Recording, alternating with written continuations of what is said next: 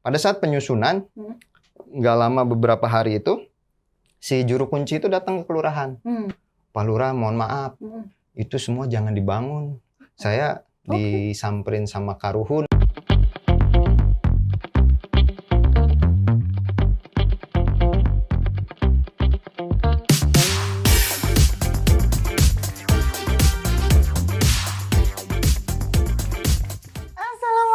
Warahmatullahi wabarakatuh, teman bisik Mamu. Apa kabar semua di sana? Tetap ya jaga protokol kesehatannya dimanapun Anda berada. Karena kita masih dalam masa pandemi, jadi wajib protokol kesehatannya harus dijaga. Teman bisik Mamu, ketemu lagi sama saya Sheila Dona dalam podcast Bisik Mamu. Bicara sih sama kamu. Nah, sekarang teman bisik Mamu, saya kedatangan bintang tamu. Wah, bintang tamu loh, fenomenal soalnya. Dia generasi milenial sekali. Seorang lurah yang kiprahnya tuh udah luar biasa. Kita benar-benar harus mengapresiasikan apa yang sudah dia berikan kepada masyarakat yang ada di sekitarnya. Kita kenalan yuk. Ganteng loh teman bisik Mamu. Mau kenal nggak? Yuk kita kenalan. Ini dia ada Abang Ahmad Apandi. Apa kabar Bang Ahmad Apandi? Baik. Ini seorang kebetulan Bang Ahmad Apandi ini adalah seorang lurah di daerah Jatirangga, Kecamatan Jatisampurna. Teman bisik Mamu mungkin tahu ya daerah Jatirangga di mana ya, masih sekitar Kota Bekasi. Ya, betul. Yuk kita ngobrol-ngobrol yuk. Bang, aduh, ganteng bener si abang ini. Jadi grogi saya. Saya biasanya ketemunya soalnya yang di atas milenial, Bang. Gitu. Jadi sekalinya ketemu yang milenial, saya agak senang, hati saya bahagia. Siap. Gimana Bang ini? Apa yang sudah diberikan selama menjadi lurah di masa periode Abang ini? Ya, pertama jadi lurah, saya mencoba melakukan analisis potensi wilayah yang ada di Jatirangga. Nah, setelah kita melakukan analisis, itu kita temukan potensi yang luar biasa di Jatirangga, yaitu potensi budayanya. Gitu. Budayanya seperti apa? Jadi budaya di Jatirangga itu ada dua, ada budaya secara fisik dan non fisik. Nah, secara fisiknya kita punya beberapa tempat keramat, tempat sakral. Kita juga punya 7 sumur yang dikeramatkan. Kemudian juga kita punya baju adat sendiri di Keranggan. Kita juga punya rumah adat, kita juga punya beberapa benda pusaka. Selain itu juga di non bendanya kita ada beberapa kesenian, kita juga ada upacara adat, kita juga punya penanggalan sendiri. Penanggalan sendiri? Betul. Maksudnya penanggalan sendiri seperti apa nih? Sistem kalender sendiri, penghitungannya. Gitu ada ya? Iya, ada penghitungan namanya kalender Keranggan ada. Namanya kalender Keranggan? Iya. Wow, saya baru paham ini teman bisik Mamu. Tapi kalau hubungan masalah keramat-keramat kok kayaknya mistis banget sih, Bang. Iya, betul. Benar, memang di sana aura-auranya masih begitu ya? Mungkin banyak sampai dengan sekarang ini yang menganggap Keranggan itu masih banyak mistis dalam tanda kutip.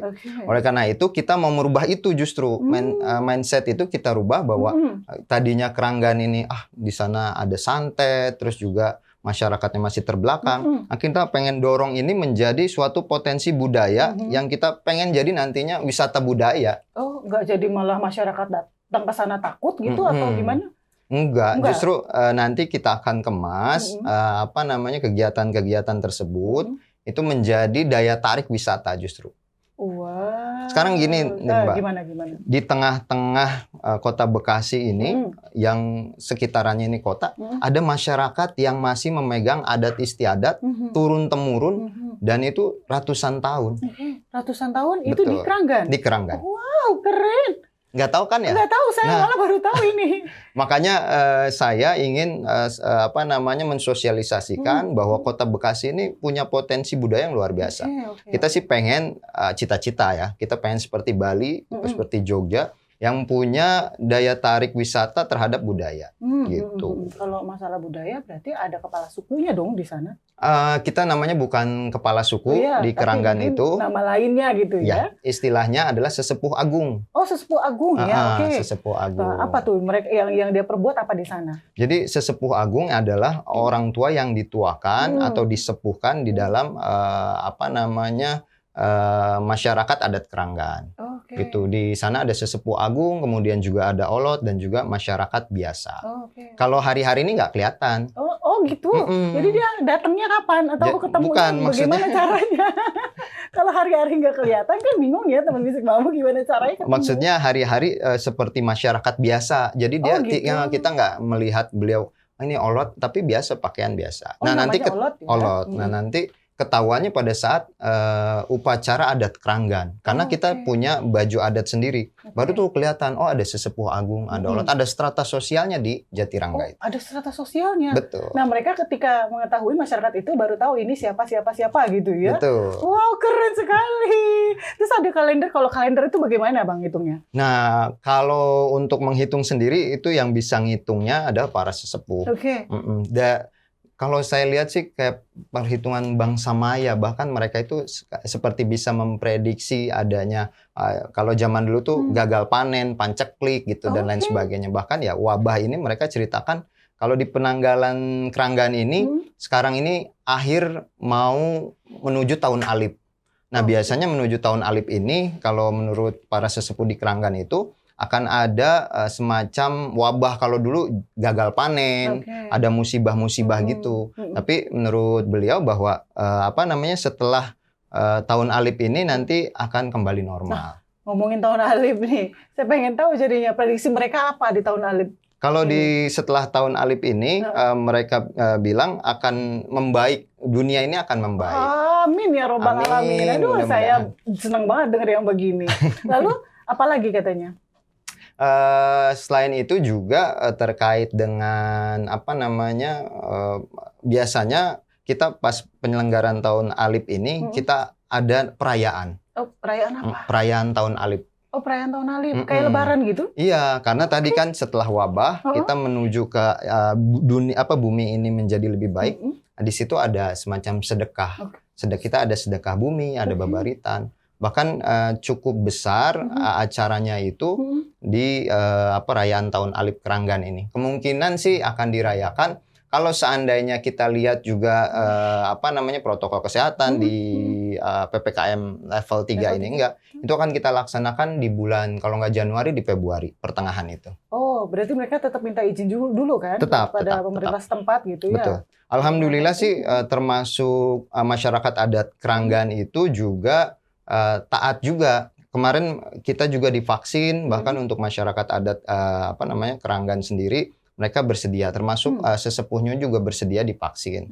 Kemudian juga alhamdulillah kemarin juga kita melibatkan salah satu stasiun TV swasta di Indonesia ini untuk membantu proses vaksin di masyarakat adat di Keranggan. Kalau ngomongin masalah sedekah bumi, apa memang kalau misal sedekah itu kan memberikan hasil bumi kan seperti itu ya? Ya. Memang penghasilan dari daerah Keranggan itu sebenarnya apa? Kalau dulunya kita banyak memang hasil pertanian. Hasil gitu. panen berarti. Hasil panen, betul. Terus kemudian juga banyak warga Jatirangga sendiri sudah beralih sekarang karena memang ketersediaan lahan untuk bertani ini sudah semakin sedikit di Jatirangga sendiri. Kemudian banyak juga warga itu yang berdagang. Jadi hasil dagang segala macam. Nah, itu dibuat seperti sajian atau ancak kita sebutnya. Ancak. Ancak itu isinya ada nasi, ada lauk pauk, ada buah dan lain sebagainya. Kayak sesajen gitu kali ya. Ya, nanti artinya berdoa kepada Allah Subhanahu wa taala, Tuhan Yang Maha Esa untuk diberikan keberkahan. Sebetulnya sih sama kayak tahlilan nanti kita makan bareng-bareng di situ. Keren sih. Tapi memang adat istiadat ini memang ya itulah kultur ya, memang harus kita pertahankan mungkin seperti itu. Karena Indonesia kan Bhinneka Tunggal Ikanya kan ada. Jadi ya berbeda-beda tetapi tetap satu jua. Dan makan bersama gitu di pesta itu gitu teman bisa kamu. Tapi itu biasanya acara-acara kayak gitu nanti dibesarkan nggak? Maksudnya dibikin promote nggak? Ya, jadi kalau kita memang ada atau tidak ada sosialisasi itu tetap berjalan. Gitu. Jadi warga itu kita ada sedekah itu ada sedekah Maulid, terus juga ada di bulan Hafid, terus kemudian juga nanti kayak perayaan tahun Alip itu setahun itu bisa 3 atau 4 kali. Dan bukan hanya di satu titik, jadi dipusatkan. Ada juga olot ini ada banyak di sana itu. Oke. Jadi maksudnya ada banyak gimana nih? Jadi sesepuh agungnya satu orang. Satu. Tapi olotnya banyak. Oke, sama seperti wali kota dan punya anak-anak buahnya Ya, gitu ya. gitu Ini salah kurang satunya lebih. lurahnya loh, teman bisik mamu. Bang Pepen keren. Lurahnya harus kayak gini, ntar naikin ya Bang Pepen. Siap. Terus lalu. Jadi masing-masing selain sedekah bumi dipusatkan Sejatirangga itu, Sekeranggan itu. Nah, biasanya olot-olot sendiri ini melakukan sedekah-sedekah juga. Gitu. Jadi mereka tergantung dari keturunan-keturunannya melaksanakan sedekah. Kalau kita sih mungkin seperti haul orang tua gitu. Jadi masing-masing sesepuh ini dengan keturunannya, dengan garis turunannya itu melaksanakan sedekah bumi. Nanti dipusatkannya yang besarnya baru di tingkat kelurahannya itu adalah di sesepuh agung itu. Oke. Kita paham lah ya kalau yang kayak gini. Tapi apapun itu upacaranya dan acaranya, ya walaupun sedekah, tapi yang penting hatinya harus disedekahi dulu dengan baik ya, teman bisik mamu itu loh, harus begitu loh ya. Nah, terus ngomongin masalah, ya kita balik deh, kalau misalkan masalah kemasyarakatan sudah nih, apa kesulitan menghadapi masyarakat itu? Ya, baik. Yang pertama, kita juga dalam mengembangkan budaya ini ada penghambatnya, ada faktor eksternal dan juga internal. Di internal itu, contohnya saja, kita masih terkendala terkait dengan sarana prasarana. Karena kebanyakan sarana prasarana adat yang ada, contoh rumah budaya atau rumah adat, itu masih milik keluarga. Jadi contoh juga kita punya situs Sumur Binong, itu juga cukup terkenal, apalagi kalau malam satu sura itu di kita banyak sinden-sinden dari Karawang dari mana itu mandi di Sumur Binong itu. Oke, sinden-sinden dari Karawang ke sana ya? Iya, banyak gitu. Iya. Jadi contoh pada saat itu kita mau intervensi anggaran pemerintah ke Sumur Binong itu. Pada saat itu kita ngobrol sama juru kunci, saya datang langsung, saya minta izin, saya mau mugar ini supaya lebih aksesnya lebih mudah. Pada saat itu saya sudah ngobrol-ngobrol, kemudian beliau ngomong, ya udah boleh Pak Lurah. Saya bilang mana yang boleh, mana yang enggak. Terus mereka menyampaikan, ini boleh nggak saya kasih tangga ke bawahnya, ini kan takut licin, saya bikinin tangga pakai dana kelurahan pada saat itu. Beliau bilang, boleh Pak Lurah. Terus yang ini kita mau buatin toilet umum boleh nggak? Oh boleh Pak Lurah gitu kan. Terus cuman dia bilang, area Sumur Binongnya, situsnya itu sama sekali nggak boleh disentuh, nggak boleh ada pembangunan, harus murni seperti itu. Kurang lebih seperti itu. Nah, nggak lama akhirnya kita coba susun rencana kerjanya, RKA-nya kita susun, anggarannya kita susun. Pada saat penyusunan, nggak lama beberapa hari itu, si juru kunci itu datang ke kelurahan. Pak Lurah, mohon maaf, itu semua jangan dibangun. Saya disamperin sama Karuhun. Itu salah satu kendalanya memang. Ya kita juga tidak bisa memaksakan akhirnya, karena memang beliau yang juru kunci itu menyampaikan gitu, bahwa ternyata sama Karuhun nggak boleh. Yang tadi disebutin Pak Lurah itu nggak boleh. Itu salah satu. Kedua juga, memang lahan yang dimiliki itu tadi masih warisan turun-temurun. Ketika kita tetapkan itu menjadi cagar budaya, otomatis sebetulnya itu menjadi hak pemerintah. Jadi kita boleh membangun di situ. Akan tetapi, contoh deh Mbak, tanahnya 5.000 kan sekarang harga tanah mahal. Sementara pemerintah Kota Bekasi sampai dengan saat ini belum punya fiskal yang cukup untuk membebaskan lahan itu. Jadi kalau misalnya olotnya setuju, takutnya khawatirnya nanti rumah adatnya dijual sama anak cucunya. Iya, biasanya begitu ya. Betul. Karena kan mereka nggak bisa menjaga. Karena kalau udah turunan biasanya kurang menghargai ya. Betul. Gitu ya. Nah itulah yang kita ingin coba dorong semua pihak supaya bisa melestarikan Keranggan. Karena kita juga sudah digempur sama budaya-budaya luar, K-pop dan lain sebagainya. Gitu. Nah, terus bagaimana menghadapi fenomena, kita kan Kota Bekasi ini punya smart city nih. Ya, siap. Salah satunya dengan podcast ini, saya ingin memperkenalkan Keranggan justru supaya mereka menjadi lebih tertarik sama budayanya. Justru anak muda di Keranggan ini sudah mulai kehilangan semangat untuk berbudaya, gitu. Jadi mereka juga dengan teknologi ini kan informasi ada positif ada negatifnya juga gitu. Positifnya pengetahuan bisa lebih cepat diakses, tapi negatifnya tadi gitu. Semua budaya bisa masuk sehingga mereka lebih kurang menghargai budayanya sendiri. Nah, kalau misalnya kita nggak dorong, nggak kita sosialisasikan, nggak kita bikin program yang bagus, kita mau juga beberapa tempat itu mau kita buat tempat yang Instagramable gitu. Supaya warga juga datangnya enak dan lain sebagainya. Kita juga lagi menyiapkan UMKM-nya. UMKM-nya? UMKM. Alhamdulillah Jatirangga itu kemarin kita mendapat kesempatan presentasi langsung di Kementerian Pariwisata di depan Pak Sandiaga Uno itu untuk mendorong Jatirangga menjadi desa kreatif.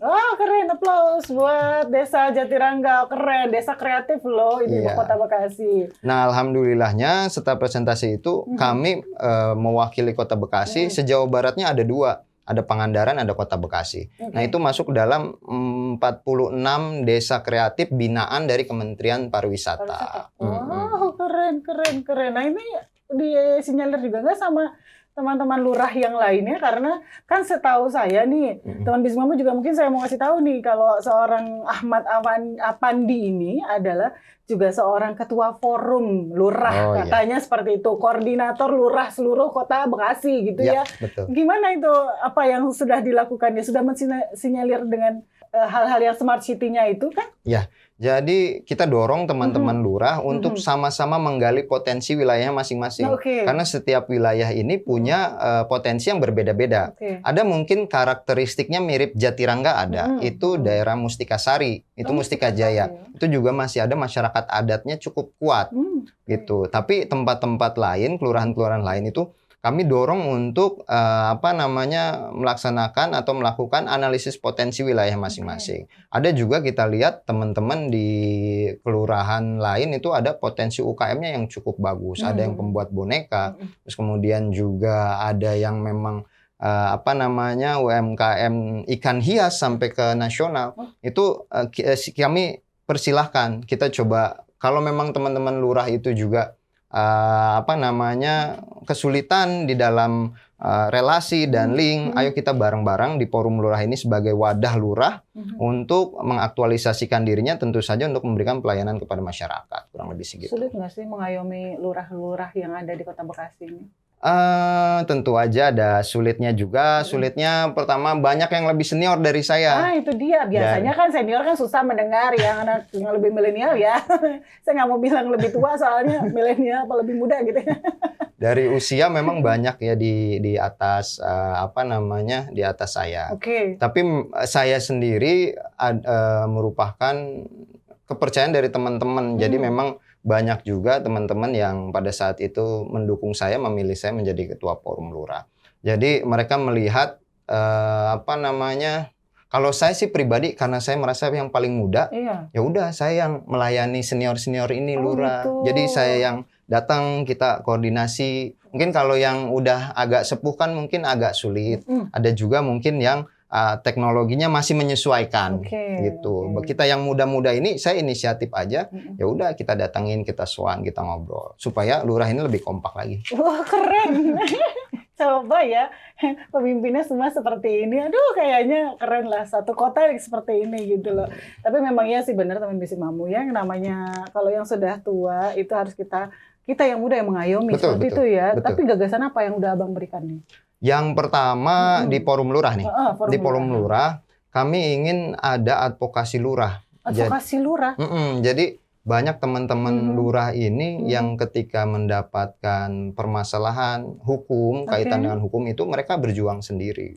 Gitu. Dengan adanya forum lurah ini kita pengen misalnya ada yang ketimpa musibah, selain masalah hukum ya, artinya ada ketimpa musibah, ada keluarga yang meninggal apa segala macam, itu kita bisa ada forum untuk lurah tersebut. Gitu. Bekerja samakah dengan asosiasi atau bagaimana? Nah, nanti kita sih pengen kurang lebih seperti itu. Kita juga ada contoh misalnya ada lurah yang terkait kasus hukum. Nah, kita dorong nanti ada LBH, selain juga ada bagian hukum yang memang punya pemerintah daerah, bisa dia Oke. konsultasi ke sana. Oke. Tapi mungkin bisa kita bantu dengan adanya lembaga bantuan hukum LBH untuk membantu rekan kita. Oke, Gitu. keren. Lalu gagasan apa lagi?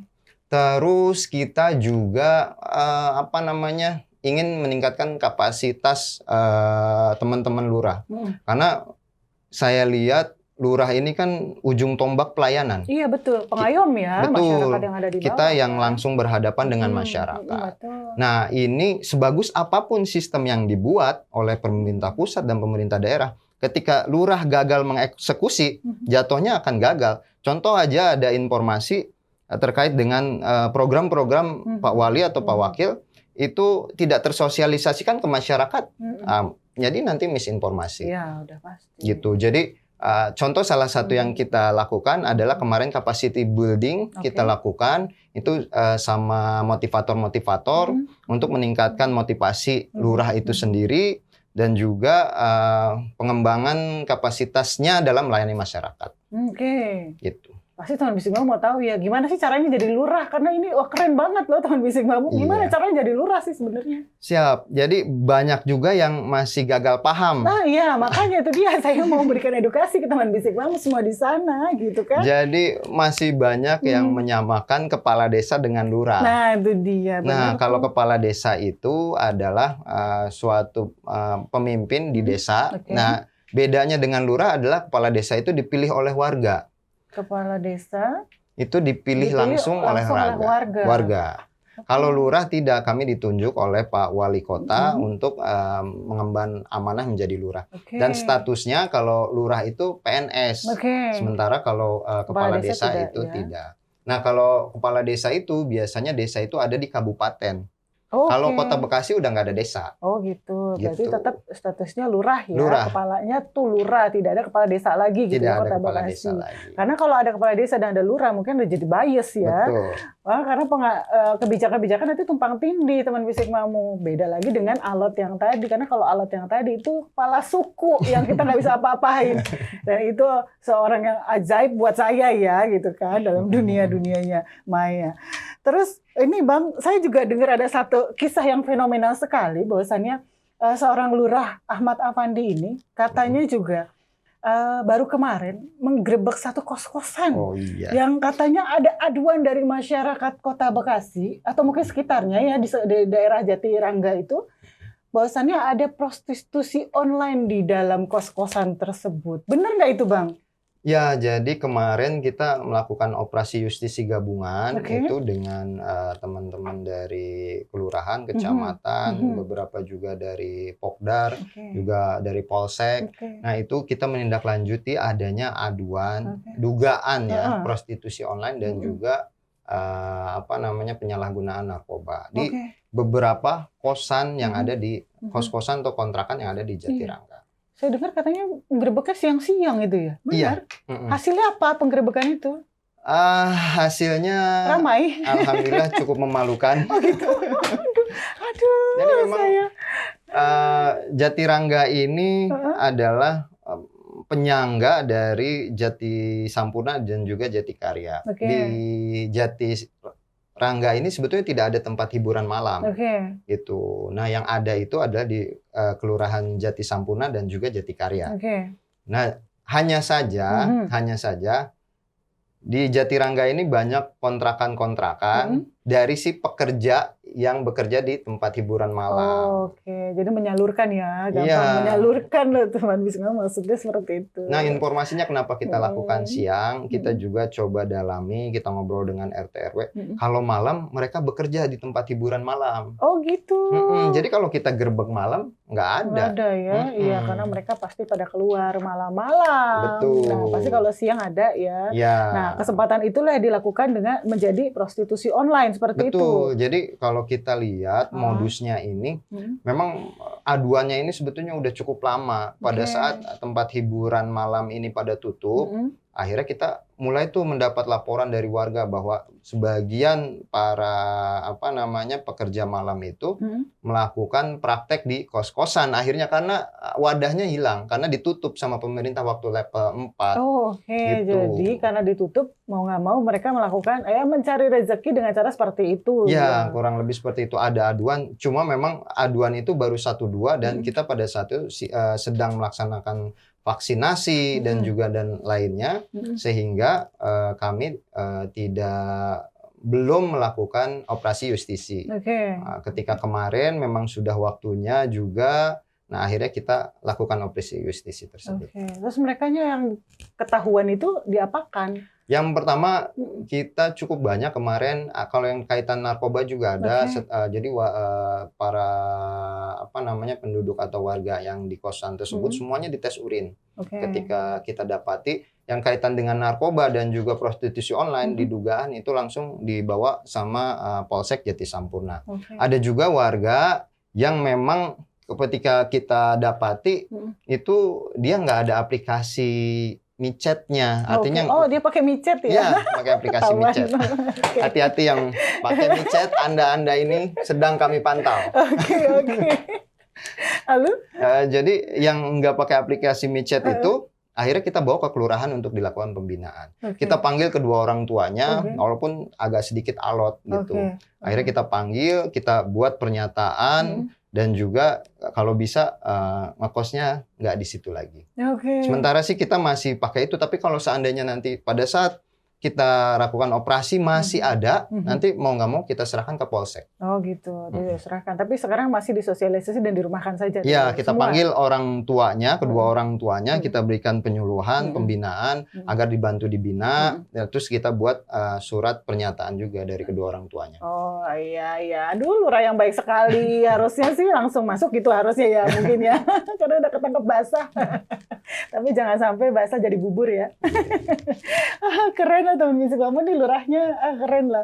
Tapi memang nggak takut bang yang kayak gitu bang, nanti diamprokin masyarakat, nggak bener nih lurahnya gitu. Kan biasanya suka begitu. Ada juga memang pada saat kita melakukan operasi itu banyak yang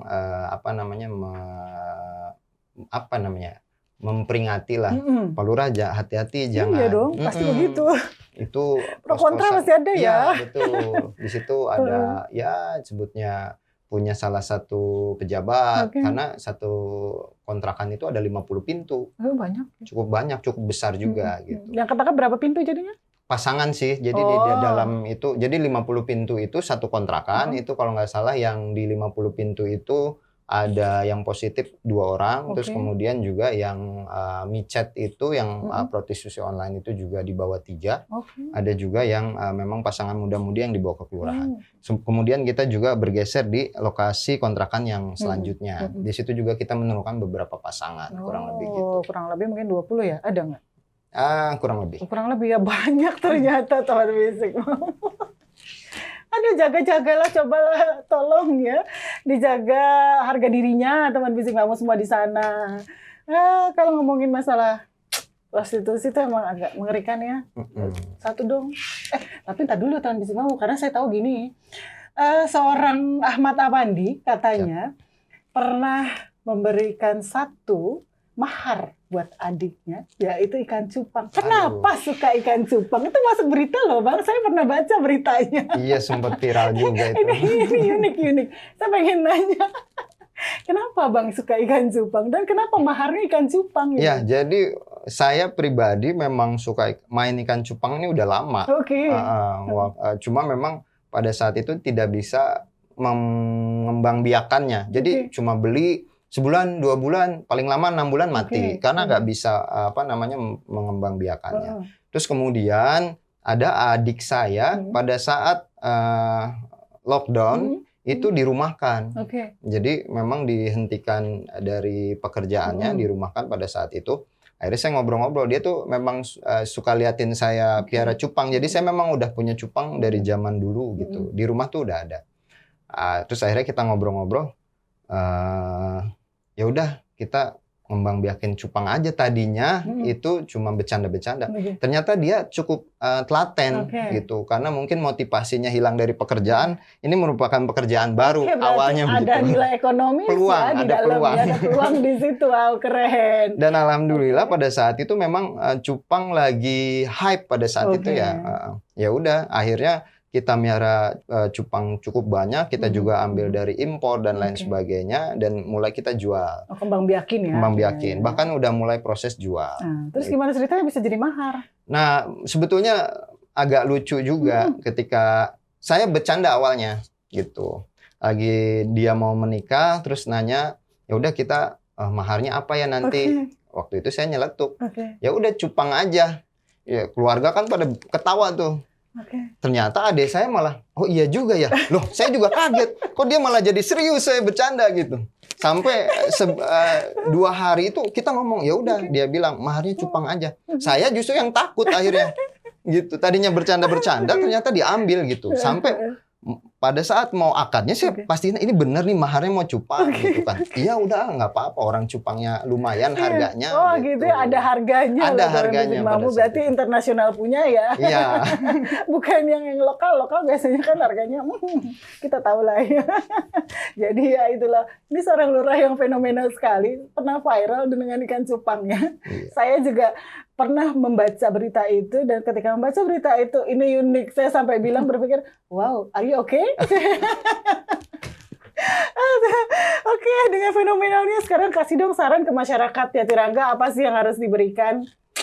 Yang pertama, kita alhamdulillah ini mulai membaik ya, ekonomi dan lain sebagainya. Tapi kita jangan jumawa. Artinya tetap selalu jaga protokol kesehatan. Kita juga jaga diri, jaga keluarga, dan juga jaga lingkungan. Sehingga ekonomi ini, kami kelurahan itu paling merasakan dampaknya pada saat kita harus warga kami tiap hari itu ambulan. Terus juga bagaimana kita harus mencari peti mati, menyiapkan tempat pemakaman gitu, yang meninggal tuh hampir tiap hari.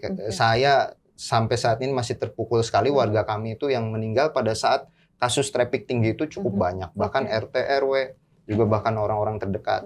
Nah, kalau kita flashback ke sana, rasanya jangan sampai kita terulang seperti itu lagi, sehingga kita tetap menjaga protokol kesehatan. Yang belum vaksin, ayo kita vaksin. Itu vaksin aman dan halal, nggak perlu takut. Apapun itu, vaksin yang terbaik adalah vaksin yang tersedia. Karena sekarang cenderungnya milih-milih vaksin. Oh gitu. Saya nggak mau vaksin ini, saya pengennya vaksin ini. Saya sampaikan bahwa vaksin yang terbaik adalah vaksin yang tersedia. Gitu. Teman Bisik Mamu, pesannya tolong diingat ya, dan mungkin bukan hanya untuk masyarakat Jatirangga, tapi untuk seluruhnya. Mudah-mudahan podcast saya bersama seorang lurah ini yang masih generasi milenial seperti saya, memberikan edukasi dan informasi yang baik banget buat teman Bisik Mamu di sana. Teman Bisik Mamu tetap ya ambil segala sesuatu yang positif dari pembahasan kita dan buang segala negatif dari pembahasan kita.